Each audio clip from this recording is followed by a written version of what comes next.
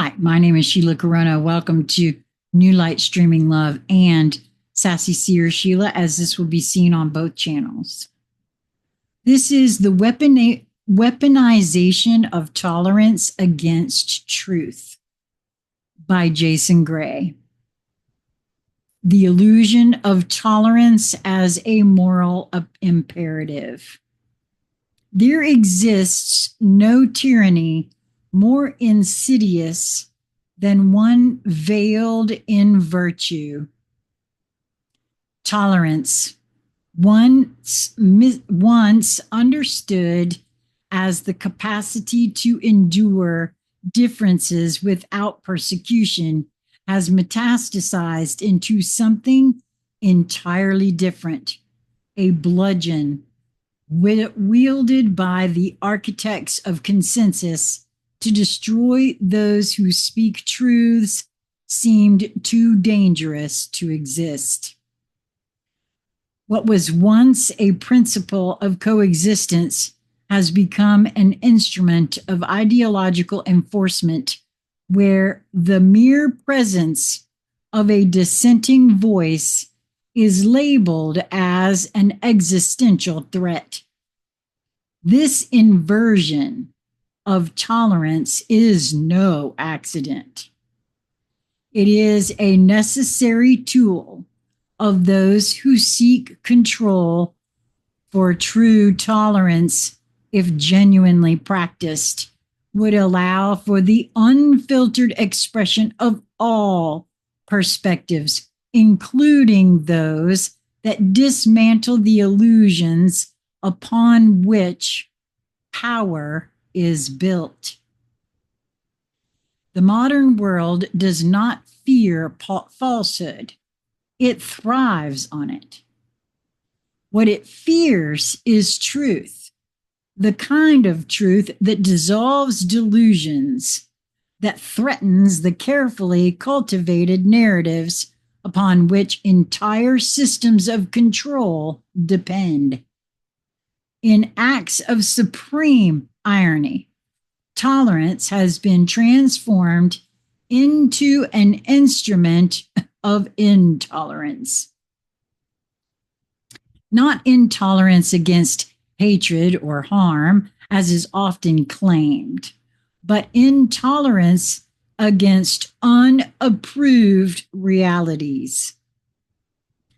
The system does not silence with force, for force creates martyrs.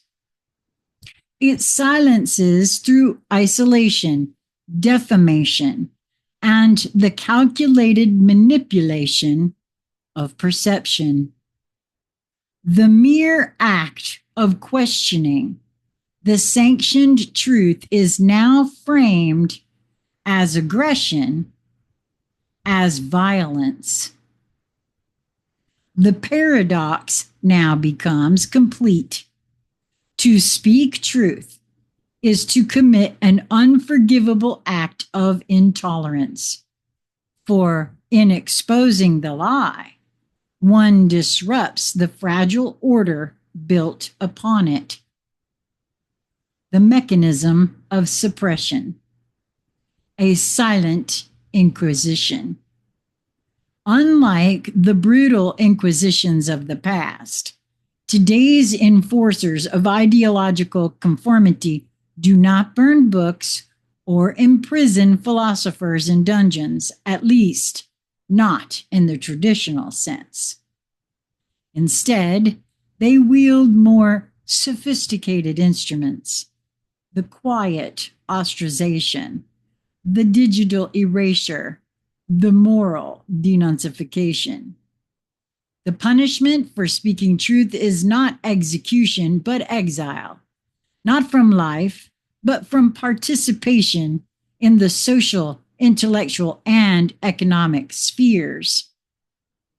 This new inquisition does not wear the robes of religious zealots, but the masks of activists, fact checkers, and arbiters of, quote, social responsibility.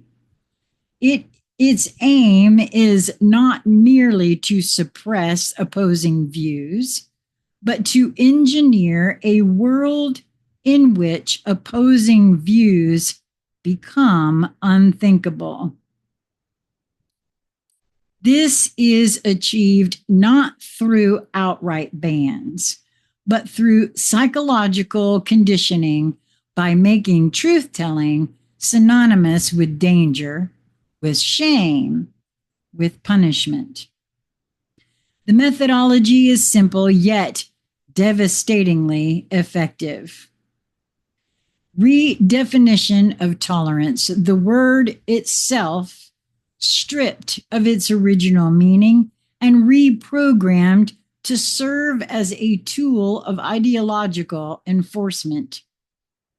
To be, quote, tolerant no longer means to allow the existence of differing views, but to accept and affirm only those views that align with the prevailing dogma.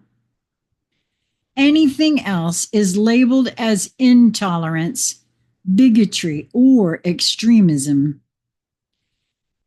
The manufacture of consensus through the control of media, academia, and social platforms, an artificial consensus is constructed. The consensus is not the product of open debate, but the careful exclusion of dissenting voices. What remains is not truth, but an echo chamber masquerading as truth. Pathologization of dissent, those who challenge the consensus, are not engaged in debate, they are diagnosed. Their views are not incorrect, but diseased, the product of ignorance, hatred, or mental instability. By shifting the frame from rational discourse to moral or psychological failure, the system ensures that disagreement is not refuted. It is disqualified. The ritual of public shaming. Those who persist in speaking truth, despite the social prohibitions, are subjected to the modern equivalent of medieval pillory. They are dragged before the digital mob, their reputations dismantled, their livelihoods threatened, their words twisted beyond recognition. Few survive this ordeal unscathed, and fewer still are willing to endure it in the first place. The fragility of power and the eternal war against truth. The necessity of this apparatus reveals a fundamental truth about power. It is fragile.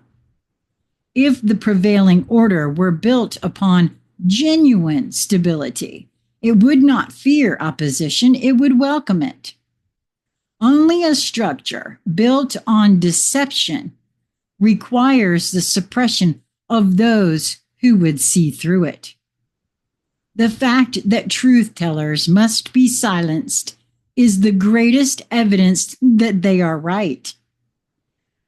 Throughout history, every regime, every ideology, every empire built on illusion has at some point declared war on truth. And I'm going to stop right here and say that on Conscious Conversation Central, I did a video that showed that in 2013, Obama signed an act that was part of the Patriot Act that allowed propaganda to be used against the American citizenry. And it had been outlawed prior to that. It was called the Smith-Mundt Modernization Act. prior to 2013, they were not allowed to use propaganda inside the United States. Well, they could do it in other countries, but not in this one until 2013 when Obama signed it into law. So when you think that you cannot be lied to by the news media, by anybody, think again. I need to either dig that out or redo that video because a lot of people don't believe that. But it is true. Look it up for yourself.